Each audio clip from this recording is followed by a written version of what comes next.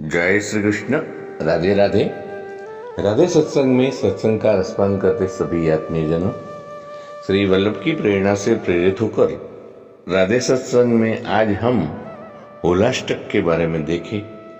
लेकिन इससे पूर्व अगर आपने राधे सत्संग चैनल को सब्सक्राइब न किया हो तो सब्सक्राइब कर लेना, जिससे आपको हर सत्संग की जानकारी मिल सके। तो प्रियजनों, होलाष्टक के शाब्दिक अर्थ पर थोड़ा सोच लिया जाए तो होला प्लस अष्टक, उसका मतलब होली से पूर्व के 8 दिन जो दिन होता है वह होलाष्टक कहलाता है। सामान्य रूप से ऐसा देखा जाए तो होली एक दिन का पर्व न होकर पूरे 9 दिन का पर्व माना जाता है। होलाष्टक के समय शुभ कार्य सब वर्जित हो जाते हैं। ये फाल्गुन शुक्ल पक्ष की अष्टमी को लगता है। होलाष्टक फिर 8 दिनों तक रहता है और सभी शुभ मांगलिक कार्य उस दिनों में रुक जाए और ये सब मांगलिक कार्य रुकते हैं। यह दुल्हनडी पर रंग खेलकर खत्म होता है। तब तक का त्योहार होलाष्टक कहा जाता है। तो फाल्गुन शुक्ल अष्टमी पर जो 2 डंडे स्थापित किए जाते हैं, जिनमें एक को होलिका तथा दूसरे को प्रहलाद माना जाता है। इससे पूर्व इस स्थान को गंगा जल से शुद्ध किया जाता है। फिर हर दिन इसमें गोबर के उपल, लकड़ी, घास और जलने में जो भी सहायक चीजें हैं वो डालकर इसे बड़ा किया जाता है। पौराणिक कथाओं और शास्त्रों में भी बताया गया है कि होलाष्टक के दिन ही कामदेव ने शिव जी की तपस्या को भंग किया था। तो इस कारण शिव जी अत्यंत क्रोधित हो गए थे। उन्होंने अपने तीसरे नेत्र की अग्नि से कामदेव को भस्म कर दिया था। हालांकि कामदेव ने देवताओं की इच्छा और उनके अच्छे के लिए शिव को तपस्या से उठाया था, लेकिन कामदेव के भस्म होने से समस्त संसार शोक में डूब गया। उनकी पत्नी रति ने शिवजी से विनती की वे उन्हें फिर से पुनर्जीवित कर दे। तब भगवान भोलेनाथ से द्वापर में उन्हें फिर से जीवित करने की बात कही।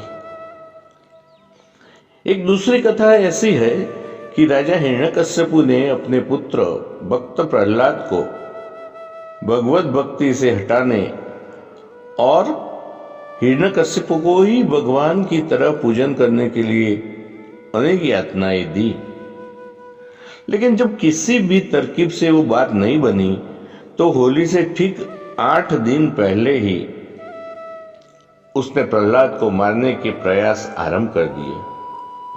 लगातार 8 दिनों तक जब भगवान अपने भक्त की रक्षा करते रहे तो होलिका के अंत से यह सिलसिला थमा और इसलिए आज भी भक्त इन 8 दिनों को अशुभ मानते हैं।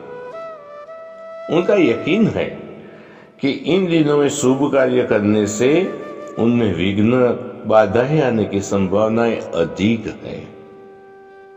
प्रियजनों, ज्योतिष शास्त्र के अनुसार होलाष्टक में सभी शुभ कार्य करना वर्जित रहते हैं, क्योंकि इन 8 दिन अष्टग्रह उग्र रहते हैं।